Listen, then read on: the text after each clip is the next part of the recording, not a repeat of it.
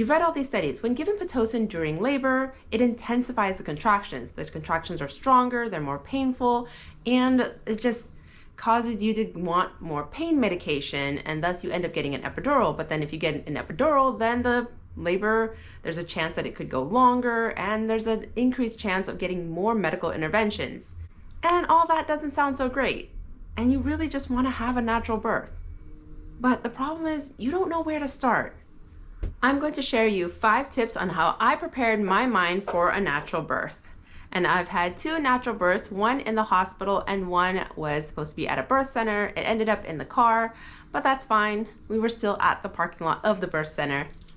Labor and delivery is like attending a sport. You're playing a game that you have no clue what the rules are. You don't know how to play it, but yet you're the most important player, the MVP. And like any athlete, they prepare months and months before running a race or playing a game. And similar to that, you have to prepare your mind and your body to give a natural birth.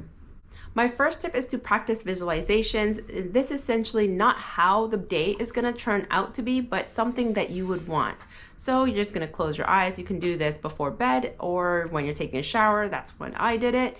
And you just want to practice what your birthing day would look like. An example would be you're having contractions. Who's going to be around you? What are you going to be doing? I'm going to be walking around. I'm going to just walking around the neighborhood while these contractions are going. I'm going to be breathing through all of them. And that's, kind of how I'm picturing. My husband's going to be there. My child's going to be chill. My friend's going to show up. And everything that's going to go through it, I'm going to give birth and the baby is going to be in my arms. So you want to practice visualizing what the perfect birth is going to look like for you. My second tip is all about education, and that is educating through books, YouTube videos, documentaries, and also movies. So I use the Hypnobirthing Hub by Catherine Clark. I did the home study course. I purchased the whole set and I studied that. And then I also read Ina May's Guide to Giving Birth by Ina Mays, and she's a certified midwife, and that book is amazing. If you don't have time to read books, there's also YouTube. You can also look up natural birth, all these videos similar to this one, and watch birthing videos that are positive or just information on hypnobirthing, Lamaze method, breathing techniques, all that good stuff. It's all on YouTube. It's a quick search. I'm also doing a series on birth on my YouTube channel, so stick around and subscribe.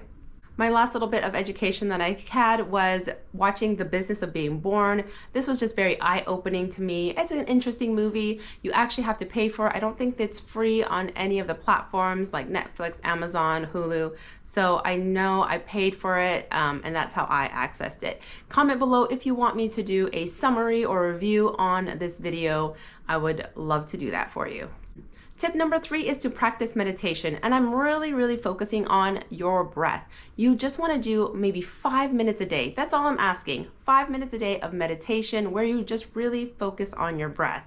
You can do 5 minutes of movement meditation or yoga, but you really want to focus on breathing in and breathing out and just making really controlled breaths. This is going to be really helpful when it comes to your birthing day. But if you can do more than that, that's even better. Just, 5 minutes here, 5 minutes there. That's it. Nothing super long.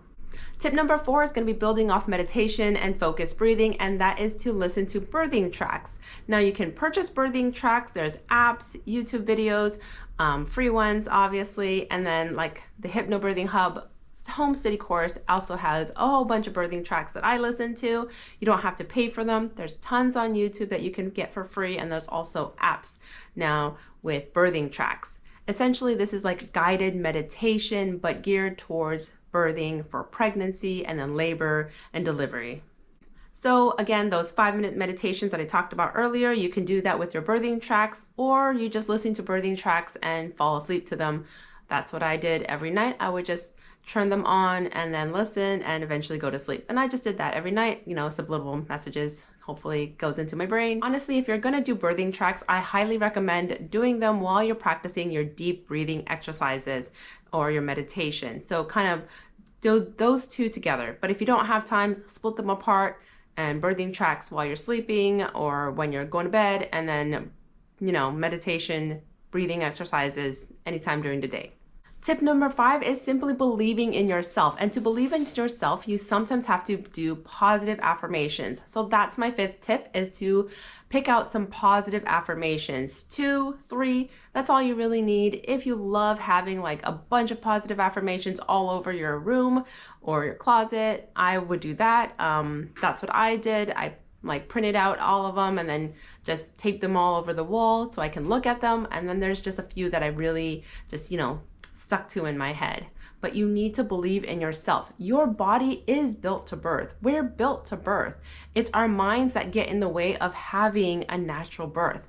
Tip number 6, I guess I have 6 tips, not 5, but tip number 6 is to prepare your support person or your support team on how to relax your muscles.